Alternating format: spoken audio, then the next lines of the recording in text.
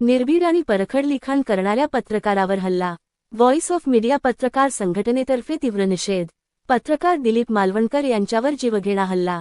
उल्हासनगर येथील ज्येष्ठ पत्रकार व सामाजिक राजकीय विषयांवर परखड लेखनासाठी ओळखले जाणारे दिलीप मालवणकर यांच्यावर काल 5 तारखेला अज्ञात इसमांनी केलेल्या जीवघेण्या हल्ल्याचा व्हॉइस ऑफ मीडिया पत्रकार संघटना यांच्या वतीने तीव्र शब्दांत निषेध व्यक्त करण्यात आला आहे. हा हल्ला केवळ एका पत्रकारावर नसून तो थेट लोकशाही आणि अभिव्यक्ती स्वातंत्र्यावर घाला असल्याचे संघटनेने स्पष्ट केले आहे. मालवणकर हे अनेक वर्षांपासून फेसबुक, यूट्यूब व विविध माध्यमांतून सामाजिक, राजकीय घडामोडींवर निर्भीडपणे लेखन करत आहेत. त्यांच्या लेखनामुळे अनेकदा सत्ताधारी व प्रभावशाली घटक अस्वस्थ होत असल्याचेही यापूर्वी दिसून आले आहे. याच पार्श्वभूमीवर त्यांच्यावर झालेला हा हल्ला अत्यंत गंभीर असून यामागे कोण आहेत याचा सखोल तपास होणे गरजेचे असल्याचे मत संघटनेने व्यक्त केले. सकाळच्या सुमारास महत्त्वाच्या कामानिमित्ताने घराबाहेर पडले असताना अज्ञात इसमांनी पाठीमागून गाडीची धाक देऊन खाली पाडले आणि त्यांच्यावर हल्ला करून त्यांना बेदम मारहाण केली. या हल्ल्यात त्यांच्या पायाला व खांद्याला गंभीर दुखापत झाली असून त्यांना तात्काळ उल्हासनगर मध्यवर्ती रुग्णालयात दाखल करण्यात आले. सध्या त्यांच्यावर उपचार सुरू असून प्रकृती स्थिर असल्याची माहिती मिळत आहे. व्हॉइस ऑफ मीडिया पत्रकार संघटनेने या घटनेची तीव्र दखल घेत हल्लेखोरांना तात्काळ अटक करून कठोरात कठोर शिक्षा देण्यात यावी अशी मागणी केली आहे. तसेच राज्यात पत्रकारांवर वाढत असलेल्या हल्ल्यांच्या घटनांबाबत शासनाने गंभीर भूमिका घ्यावी व पत्रकारांच्या सुरक्षेसाठी ठोस उपाययोजना राबवाव्यात असेही संघटनेने नमूद केले आहे.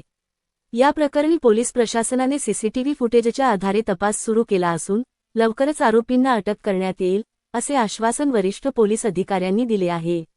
दरम्यान विविध पत्रकार संघटना, सामाजिक कार्यकर्ते व नागरिकांकडूनही या हल्ल्याचा निषेध व्यक्त करण्यात येत असून मालवणकर यांच्या प्रकृतीत लवकर सुधारणा व्हावी अशा शुभेच्छा व्यक्त केल्या जात आहेत. श्री साम्राज्यासाठी सुरेश जगताप. आज सकाळी मी माझ्या घराकडे चाललो असताना 11 ते 11:15च्या दरम्यान 3 हल्लेखोर माझ्या मागून आले. माझ्या स्कूटरला डॅश केला तर मी माझी स्कूटर थांबवली.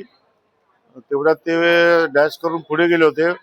परत माझ्या अंगावर धावून आले आणि जास्त शहाणा झाला का असं मला बोलले आणि मला बेदम मारहाण सुरू केली. त्यामुळे स्कूटर सकट मी खाली पडलो.